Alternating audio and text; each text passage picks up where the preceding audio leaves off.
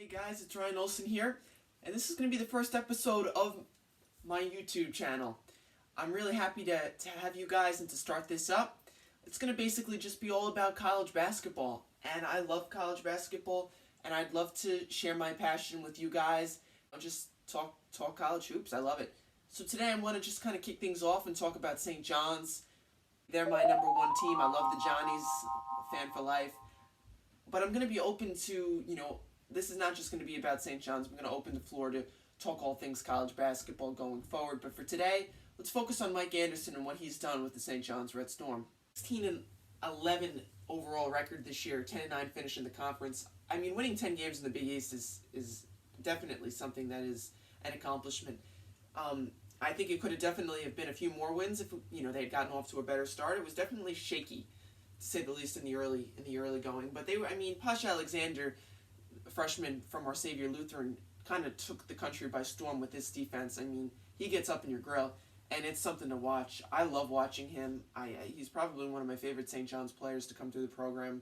And he's only a freshman. It's just remarkable, his level of gameplay. I think he could improve his shooting a little bit. I think his outside shot is a little streaky, as we saw during the season, but I don't really mind. He gets to the hole. He's aggressive. He plays defense like a madman, and I love to watch him. And, of course, that brings me to Julian, who's basically the rock of Mike Anderson in St. John's program. He's really taken that big step in his sophomore year. He put up 19 points a game in his second year with Mike Anderson and the Johnnies. And he's actually going to be testing the draft waters. Him and his brother, who's at Pitt, they're both testing the draft waters, but they're keeping their options open to returning to campus next year. And I definitely hope he does take up that opportunity. Personally, I don't really think he's ready to take the jump into the NBA. I think he showed flashes of great potential this year, but then there were times where he was, there are aspects of his game that he has to work on. We saw in that Seton Hall game, the final game of the season, he didn't, he scored 16, 17 points, but he didn't show up in the way that St. John's needed him. They needed him to lead them to that victory, and he didn't lead them. I can only say great things about him and what he's done, though, and and the growth he's shown this year. And it was really, a couple of great games he had. The game against Villanova, they won that huge upset. That was the game where, he didn't score a ton. It was a group effort, and he just was kind of the leader, the rock that kind of stabilized them. And, that was an incredible victory, and they really, Posh Alexander locked up Colin Gillespie, and I absolutely loved watching that. So now I want to shift to taking the college basketball world by storm, and that's the transfer portal and how that affects St. John's roster going into next year. So as of today, we know 3 guys on the Johnnies have entered the transfer portal, that being Isaiah Moore, Josh Roberts, and Vince Cole.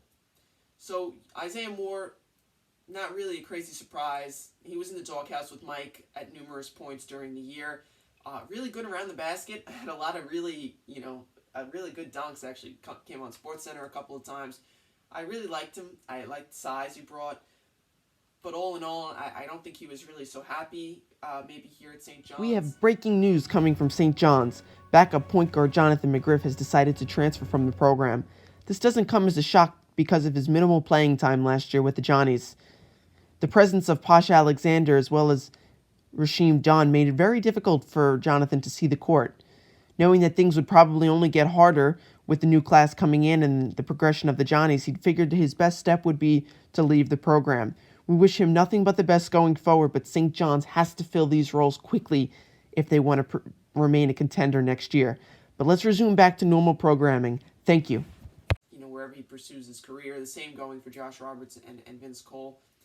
I think Josh Roberts, again, started a lot of the games for the Johnnies in the second half of the season.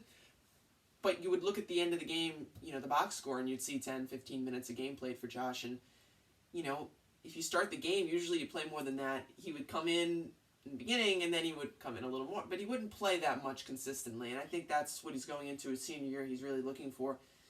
With the Johnnies, he averaged 2.6 points per game this past year. He probably wants more, and now with this transfer, the way the transfer portal's going, he can maybe find another program where he can be a more central role. And that's, I guess, what he's looking for. And the same can be said about Vince Cole. Vince did score 8 points per game with the Johnnies this year. He was streaky at times. His jump shot was good. His defense and, his quickness was lackluster. I don't think he really fit the Mike Anderson style and tempo, and I think maybe that might be the reason why he's going. Am I upset to see him go? No, I mean, yeah, 8 points a game, I don't love to see that go, but I think, I'm hoping we could find someone to fill that role, and we actually did just do that the other day with that Steph Smith from the Vermont grad transfer, scoring 13 points a game at Vermont. Was kind of highly contested. I mean, a lot of teams were interested in him, including UConn and Providence. I was really happy that St. John's was able to pull him in, and I think it's a first step in the right direction for this program for next year. St. John's has to take the right steps in the transfer portal if they really want to get to that NCAA tournament next year, which I think in Mike's third year is almost a must. You kind of gauged by that. That's like he wants to stay here for the years to come. He's got to get them to the tournament. You get them to the tournament, it's a successful year, especially for this program who's really struggled to make the tournament. I guess the last, you could say, 20 years or so, it's been pretty rough for the Johnnies. And that kind of I want to transition that finally to the big picture for St. John's is really getting that center. We saw, especially in the last game against Seton Hall, the out rebounding was just tremendous. There was an absolute disparity. St. John's doesn't have a post game.